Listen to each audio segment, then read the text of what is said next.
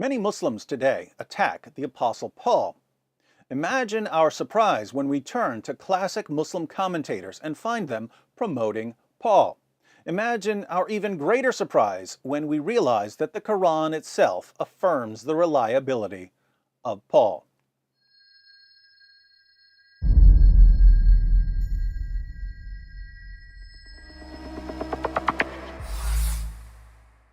Allah confirms the reliability of the Apostle Paul. In chapter 61, verse 14 of the Quran, Allah says that He aided the true followers of Jesus until they became uppermost over those who rejected Jesus.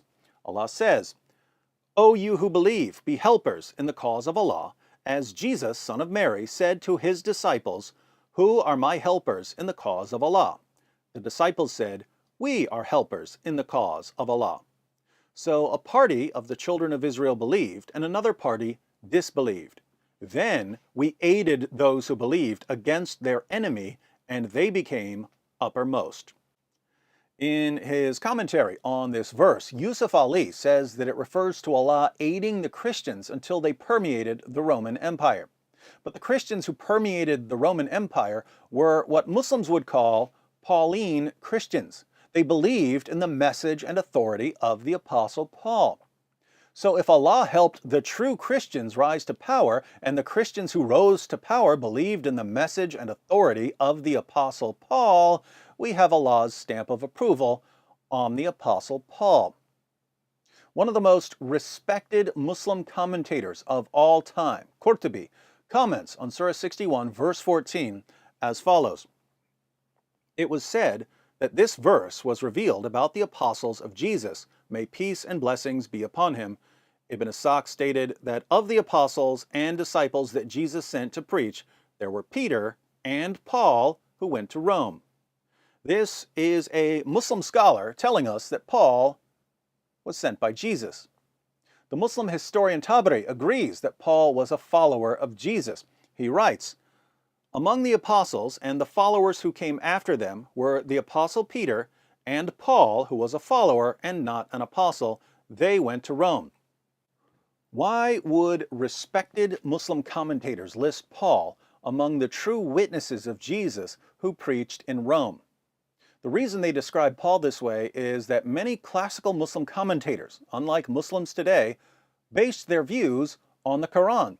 Allah said that He sent the gospel as a guidance for mankind and that He would protect Jesus' followers. So these commentators realized that to say that the Apostle Paul corrupted the gospel is to insult Allah.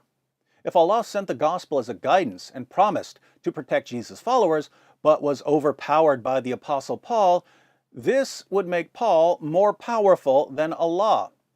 So when modern Muslims tell us that Allah's plans were foiled by the Apostle Paul, they're not making Paul look bad. They're making Paul greater than their God.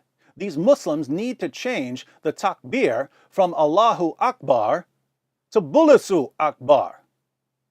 So the Quran affirms the reliability of Paul.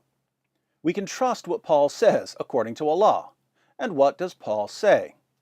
Galatians 1, verses 8 to 9. "But even if we, or an angel from heaven, should preach to you a gospel contrary to what we have preached to you, he is to be accursed. As we have said before, so I say again now. If any man is preaching to you a gospel contrary to what you received, he is to be accursed." Paul says that anyone who preaches a gospel different from the one he preached to the Galatians is under God's curse. But Muhammad preached a gospel different from the one Paul preached to the Galatians. Hence, Muhammad is under God's curse. The only way for Muslims to avoid this conclusion is to say that Paul was a deceiver who corrupted Jesus' message. But as we've seen, the Quran affirms the reliability of Paul. And since Allah promised to protect Jesus' true followers and claimed that no one can change His words, the only way Paul could have corrupted Jesus' message and led his followers astray was to overpower Allah, which brings Muslims back to their new takbir, Bulusu Akbar.